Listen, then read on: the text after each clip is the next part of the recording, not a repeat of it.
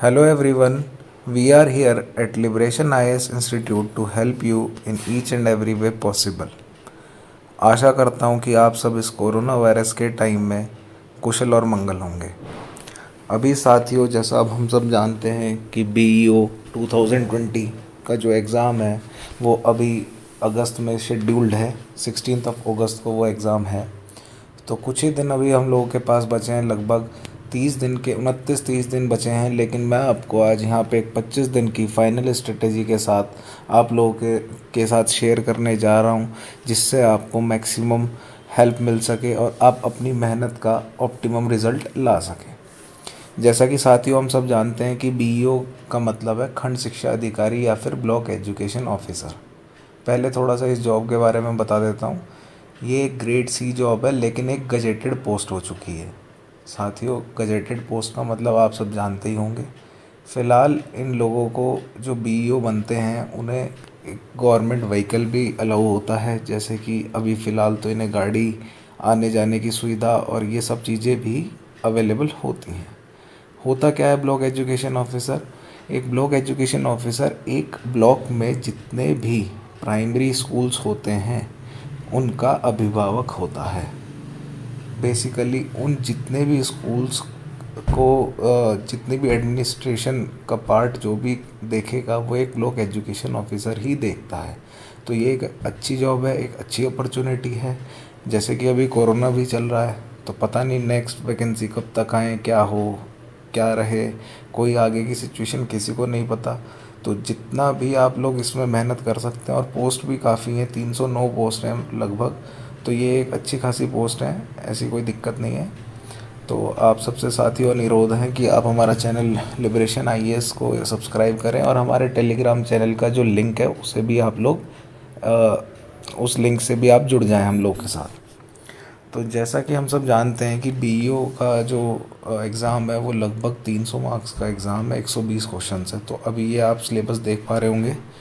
तो इस सिलेबस में ये इतने इतने पॉइंट हैं: general science, history of India, Indian national movement, Indian polity, Indian agriculture, population, ecology, world geography, Indian geography, current national and international important events, reasoning, maths and social traditions of Uttar Pradesh, specific knowledge regarding education and culture, agriculture, industry and trade, living and traditions of Uttar Pradesh. तो basically अगर इसी syllabus को हम छोटे छोटे points में तोड़ें अभी फ़िलहाल, तो ये जो इतने पॉइंट का सिलेबस है इसमें हम दो चीज़ बहुत ही इम्पोर्टेंट है आप सबके लिए। एक तो मैथ्स और रीजनिंग, इसे मैं एक ही उसमें लेके चल रहा हूँ कि मैथ और रीजनिंग को एक पार्ट ले रहा हूँ और करंट अफेयर्स को दूसरा पार्ट ले रहा हूँ। करंट अफेयर्स एक बहुत ही इम्पोर्टेंट वेटेज रखता है किसी भी UPPSC के एग्ज़ाम में। तो करंट अफेयर्स की इस बार भी वेटेज अच्छा ही होगा। एक्सपेक्टेशन ये है कि 20 से 25 क्वेश्चन करंट अफेयर्स से आएंगे और 20 से ही 25 क्वेश्चन आपके मैथ और रीजनिंग में आएंगे। अब किसी एग्ज़ाम में, जैसे कि इस एग्ज़ाम में 120 टोटल क्वेश्चंस हैं और 40 से 50 क्वेश्चन सिर्फ ये दो टॉपिक अगर कवर कर लें, मैथ रीजनिंग एक टॉपिक और करंट अफेयर्स दूसरा टॉपिक, तो आपके लगभग 1/3 ऑफ आपके जितने क्वेश्चंस हैं वो आप कवर कर रहे हैं सिर्फ और सिर्फ इन्हीं दो टॉपिक से। एक क्वेश्चन 2.5 नंबर का है, जैसा कि हम सब जानते हैं। तो अगर हम देख के भी चलें कि भाई 40 क्वेश्चंस इन दो टॉपिक से आते हैं, तो लगभग 100 मार्क्स के आसपास आपके सिर्फ इन्हीं दो टॉपिक से कवर हो रहे हैं। तो 300 नंबर के पेपर में 100 नंबर सिर्फ दो टॉपिक से आ रहे हैं, तो वो अपने आप इम्पोर्टेंट हो गए। अच्छा, दूसरा फिर इस पेपर में नेगेटिव मार्किंग भी है। और फिर जो सबसे इम्पोर्टेंट बात है, बाकी जो GS का स्टैटिक पोर्शन है या डायनेमिक पोर्शन है वो तो आप सब लोग अभी पढ़ भी रहे होंगे। बिल्कुल, अगर अभी तक भी कुछ नहीं किया है तो मतलब मेरा मानना ये है कि जिसने अभी तक भी कुछ नहीं किया है वो भी मैथ, रीजनिंग और करंट अफेयर्स और थोड़ा सा यूपी GK पे फोकस करके अगर जाए तो थोड़ी अपॉर्चुनिटी उसकी बन सकती है। अभी जो फ़िलहाल जो पिछले 2-3 साल से कट ऑफ को लेके यूपी में जो एग्ज़ाम्स हो रहे हैं तो वो जनरली हाई ही जा रहे हैं। लगभग आप देखिए, अभी लोअर PCS का रिज़ल्ट आया है प्री का, तो उसमें भी कट ऑफ 205 नंबर गई है। इससे पहले भी जो UPPSC अपना अपर PCS कंडक्ट कराती थी उसकी भी कट ऑफ अच्छी जा रही है। क्योंकि भाई बहुत लोग पढ़ रहे हैं यूपी में ऐसा है कि बच्चे बहुत ज़्यादा हैं और एग्ज़ाम वैकेंसीज़ कम होती जा रही हैं, तो बच्चे काफ़ी मेहनत कर रहे हैं आज की तारीख में। और कोई एग्ज़ाम आपके लिए आसान नहीं है, कोई भी एग्ज़ाम आसान नहीं है। तो अभी जैसे सिलेबस में हम देख लेते हैं, जनरल साइंस है, तो इसमें से मैंने आपको बता ही दिया कि ये 2 पॉइंट आपके बहुत इम्पोर्टेंट हैं। अब ये स्ट्रेटेजी थी कि 300 मार्क्स का आपका पेपर है, 120 क्वेश्चंस हैं, नेगेटिव मार्किंग है, 300 नो पोस्ट हैं। हाँ, कट ऑफ मैं कह रहा हूँ कि जैसे कि ज़्यादा जा रही है तो कम से कम 200 मार्क्स के अराउंड तो आपको फोकस करना ही पड़ेगा। और जैसा करंट अफेयर्स में हम देख रहे हैं कि 20 से 25 क्वेश्चन आ रहे हैं, मैथ और रीजनिंग में 20-25 क्वेश्चन आ रहे हैं, तो ये दोनों टॉपिक अपने आप ही बहुत ही ज़्यादा इम्पोर्टेंट हो चुके हैं। अब एक 25 डे प्लान मैं आप लोगों को बता रहा हूँ कि अगर आप इतना भी कर जाते हैं तो आप पेपर में प्री निकालने की पोजीशन में होंगे। जिसने अभी भी कुछ नहीं पढ़ा है या जो लोग बहुत तैयारी कर रहे हैं, लेकिन आप मान लीजिए कि सिलेबस में किसी चीज़ का वेटेज ज़्यादा है, किसी का कम है। अगर आप कम वेटेज वाली चीज़ को ज़्यादा पढ़ते रहेंगे तो ऑब्वियस सी बात है, आप उस चीज़ को कितना भी ज़्यादा कर लीजिए, लेकिन अगर उसका वेटेज ही कम है तो फिर आप अच्छा स्कोर नहीं कर पाएंगे। तो इसे मैंने अभी 2 पार्ट में डिवाइड किया है। एक अभी आपका कल से 18 से 31 जुलाई तक, और फिर अगला 1 से 12 अगस्त तक। तो 18 से 31 जुलाई तक आप करंट अफेयर्स करिए। दिसंबर 2019 से, यहाँ पे सॉरी एक एडिट करना पड़ेगा, दिसंबर 2019 से जून 2020 तक मैथ्स आप एनसीईआरटी क्लास 6 से क्लास 10 की उठा लीजिए, उसे देख लीजिए।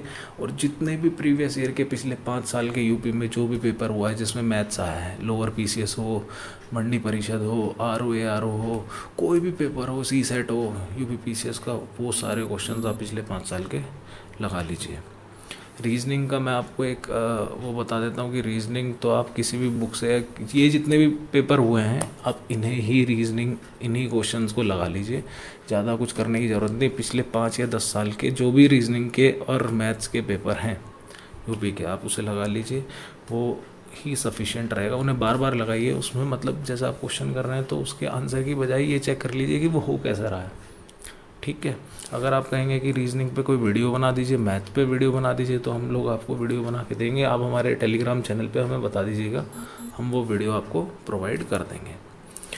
अब जो ये फिर 1 से 12 अगस्त के बीच में हिस्ट्री में अगर आपने अभी तक कुछ नहीं पढ़ा है तो सिर्फ और सिर्फ आप इंडियन नेशनल मूवमेंट पढ़ के जाइए।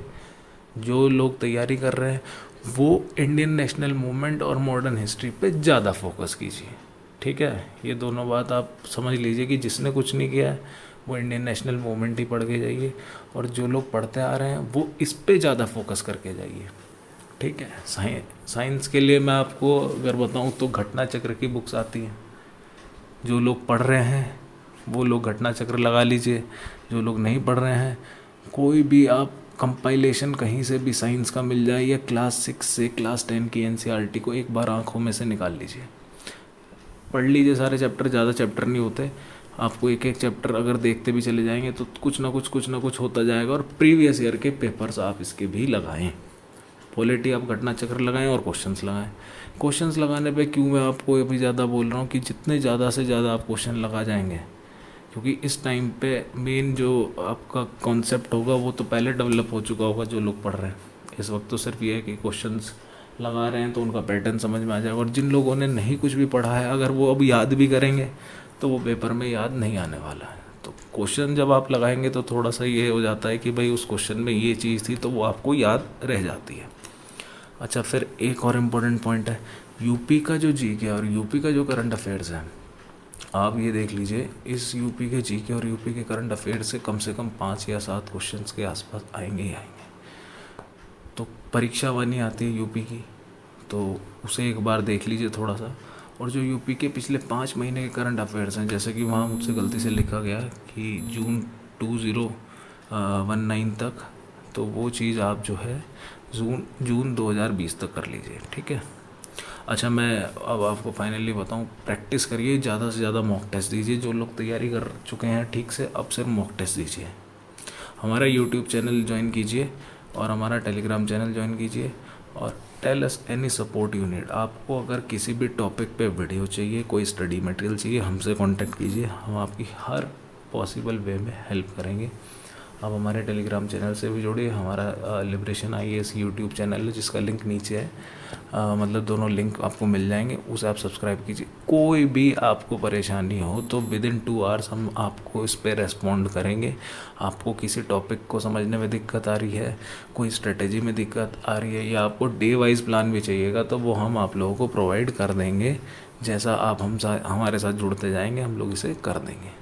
ठीक है साथियों, तो अभी उम्मीद करता हूँ कि आप लोग इसे फॉलो कर लें। और हाँ, जो ये मैंने अभी पिछली स्लाइड में आपको 18 से 31 तारीख के बीच में बताया है, तो दिन में अब साथियों जान लगा दीजिए, कम से कम 8-10 घंटे तो मिनिमम आप सबको निकालने ही पड़ेंगे। पेपर होगा नहीं होगा ये आप कमीशन पे छोड़ दीजिए, अगर होगा तो आज नहीं होगा तो कल भी होगा, कभी ना कभी तो होगा ही। तो अगर अभी आप इसमें थोड़ा ज़्यादा मेहनत कर लेंगे तो आगे थोड़ा आसानी रहेगी। ठीक है साथियों, थैंक यू।